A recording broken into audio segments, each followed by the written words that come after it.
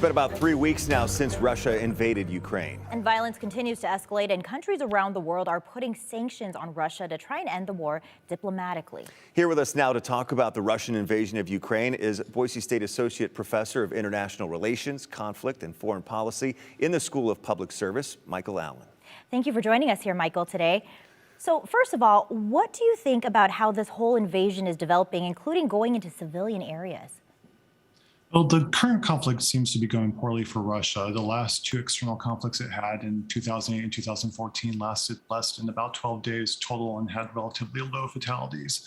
So the current estimates have its fatalities between 3,000 and 6,000 over the last 3 weeks, which is quite a few. The U.S., for comparison, had about 4,500 in Iraq over 18 years, and Russia had about 15,000 in Afghanistan over a period of 10 years. So having that many in only a couple of weeks indicates that it's not going as well as it had hoped for it to go. I think part of this is the reason why we were seeing the increases of attacks in civilian areas, as well as alleged or actual war crimes happening in the region, as it's trying to increase pressure on the civilian population to try to decrease the political will for Ukraine to continue the fight in the region. So as you see the way this is developing, what do you think is the end game here? That's a difficult question. I think it's going to be shifting a bit depending on how the next couple of weeks go. Ideally, I think Russia wants to annex a large part of Ukraine and use Western Ukraine perhaps with a puppet government to do some of the things that it wants to have done instead of going westward, joining the EU and NATO. But if the conflict continues going poorly for Russia, we likely might see a situation where it will only claim some small parts or some territory, like in the Donbas region of Ukraine, and may, if it faces a defeat, will claim that preventing NATO from going into Ukraine was a success overall. It really depends on the resistance of Ukraine and how well they are able to continue to fight against Russia. You know, we've heard a lot about sanctions over the last couple of weeks. How are the sanctions affecting the Russian government and people, and are they considered effective?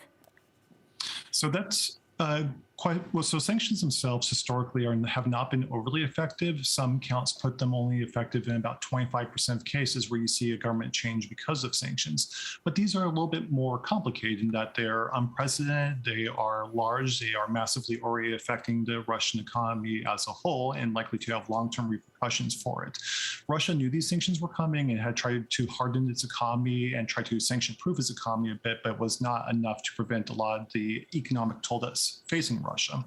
But all in all, the sanctions really increase the costs of Russia to engage in this war. And it really comes down to how long the resistance on the ground from the Ukrainian fighters persists, because without them there fighting Russia, the sanctions are less likely to have an effect.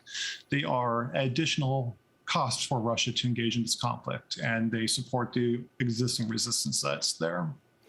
And, you know, we've heard also that Russia is reaching out to China for help financially, militarily. You know, if that's true, how concerning is that? It's probably mostly concerning for Russia, since that they are asking for very basic supplies because they seem to be having logistic problems in terms of supplying their people who are on the front lines in Ukraine, and there are reported high desertion rates in Ukraine itself. And so for Russia, it's reaching out not only to China, but to several African and Middle Eastern nations for fighters as well as supplies. And it seems like it's facing a dire situation in eastern Ukraine, though Russia could still very well win this conflict. It's far from over, but certainly facing a lot more resistance than expected. China has its own situation to assess as to whether it wants to be seen as abetting Russia's territorial expansion to Ukraine, and whether it wants to try to continue to portray itself as a benevolent economic power, as it tries to do with much of Southeast Asia and Africa, or if it wants to be seen as allying with Russia in a very clear illegal takeover of territory from Ukraine. All right. A lot of great insight there. Michael Allen, thank you for joining us here today. Yes, thank you. Thank you for having me. Coming up tonight at 5 o'clock.